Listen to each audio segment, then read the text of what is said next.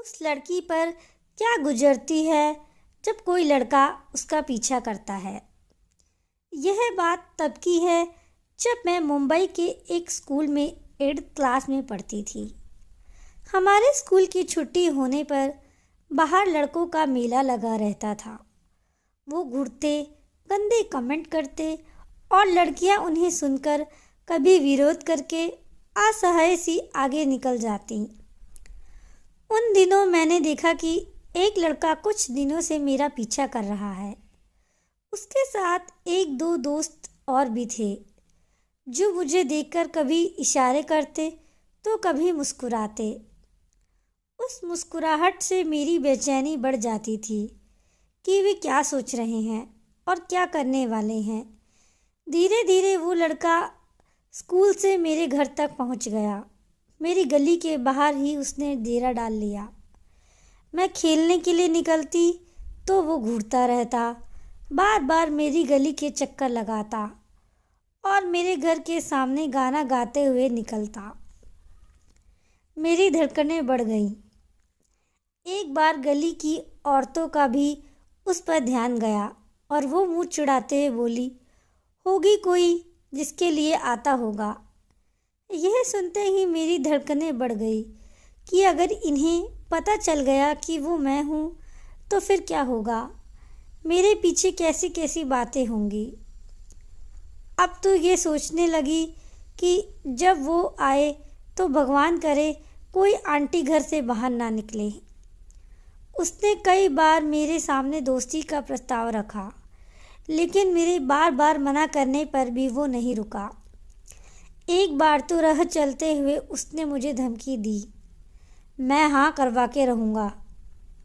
तब वो उस हाँ के लिए क्या करने वाला है मैं नहीं जानती थी।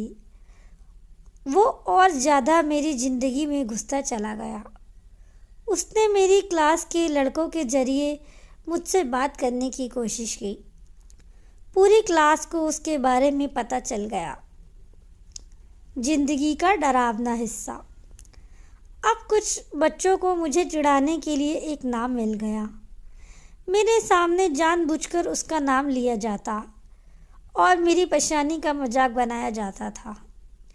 कुछ ही हफ्तों में वो मेरी ज़िंदगी का डरावना हिस्सा बन गया। मैं जहाँ भी जाती वो मुझसे पहले मौजूद होता था। मेरे ट्यूशन, स्कूल, मंदिर, बाज़ार, पार्क जाने के समय जैसे उसने अलार्म की तरह अपने दिमाग में फिट कर लिया था। वह साए की तरह मेरा पीछा करता और हर जगह मुझे घूरता रहता। उसकी नज़रें मुझे भेदती हुई निकलती। जहाँ मैं पहले घर से बेफिक्री से निकलती थी, अब गली के दोनों कोनों पर देखकर तसल्ली कर लेती हूँ कि कहीं वो बैठा तो नहीं। मुझे कहीं भी जाना होता तो पहले दिमाग में आता है कि वो बाहर खड़ा होगा। अपने आसपास देखती रहती कि कहीं अचानक से वो मेरा रास्ता ना रोक ले। अब मैं बेफिक्री नहीं थी, कहीं वो हाथ पकड़कर बदतमीजी ना कर दे। मैं लगातार एक खौफ में जी रही थी। मेरे दिमाग में यही चलता रहता कि अगर उसने ऐसा किया तो मुझे क्या करना चाहिए।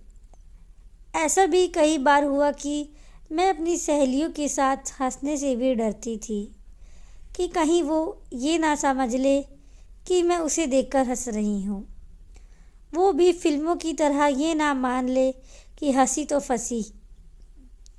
सोच कर देखिए कि अगर कोई थोड़ी सी भी आपको घूर के देखता है तो कैसी बेचैनी होने लगती है।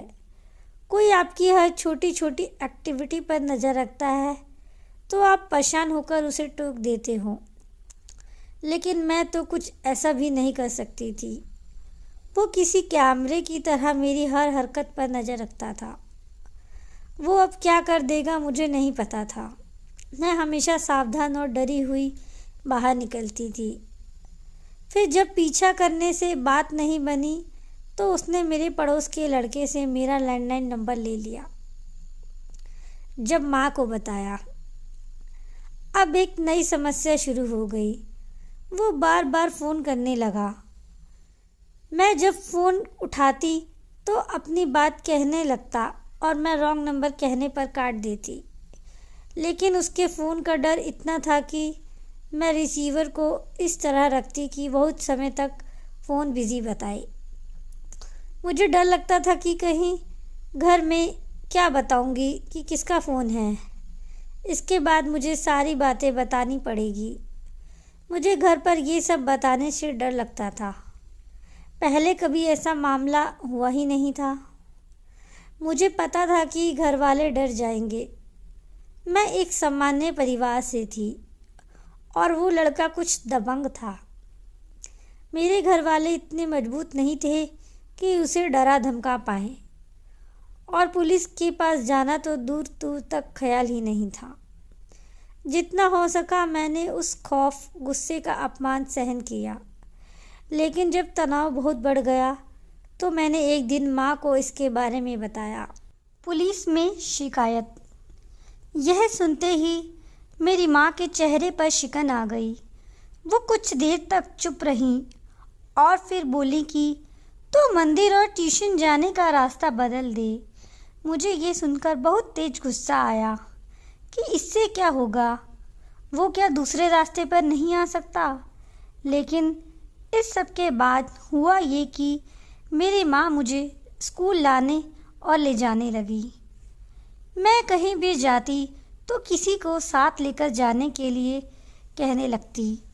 वो भी मुझे बहुत असहाय नज़र आती। बेटी के लिए क्या करें उन्हें पता ही नहीं था। फिर नाराज़ होकर मैंने भी घर में बताना बंद कर दिया। इसके बाद मैंने 10वीं पास की और फिर मेरा स्कूल बदल गया, जो घर से काफ़ी दूर था। मुझे लगा कि शायद वो इतनी दूर नहीं आएगा, लेकिन ऐसा कुछ नहीं हुआ और मेरा पीछा करना अभी भी चलता रहा। अब मैंने पुलिस में शिकायत करने की ठान ली। उम्र बढ़ने के साथ अब कुछ हिम्मत भी आ चुकी थी, लेकिन एक और निराशा मेरा इंतज़ार कर रही थी। पुलिस का रवैया मेरी सारी उम्मीदें तोड़ने वाला था।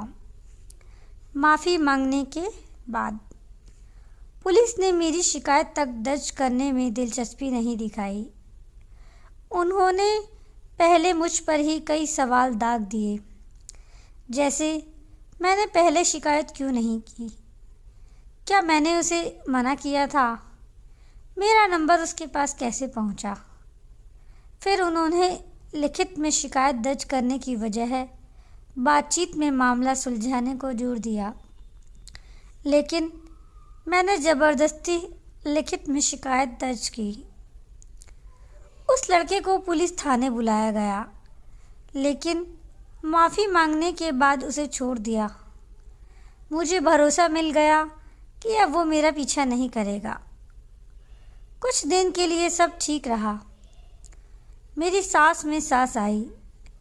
अब वो स्कूल और घर के आसपास नहीं दिखता था, लेकिन ये ज़्यादा दिनों तक नहीं चला और फिर उसने मेरा पीछा करने लगा।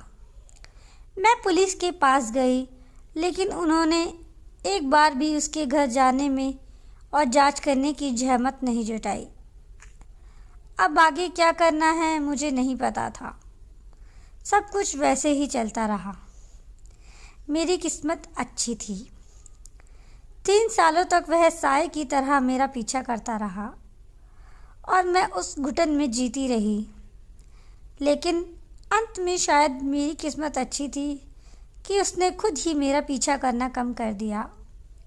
कभी सामने पड़ने पर ज़रूर पीछे पीछे चल आता है, पर पहले जैसी परेशानी नहीं थी। पर जब भी मैं एक तरफ़ा होने वाले प्यार के अपराधों में पड़ती हूँ तो लगता है कि शायद मैं भी किसी एसिड अटैक या हत्या की शिकार हो सकती थी।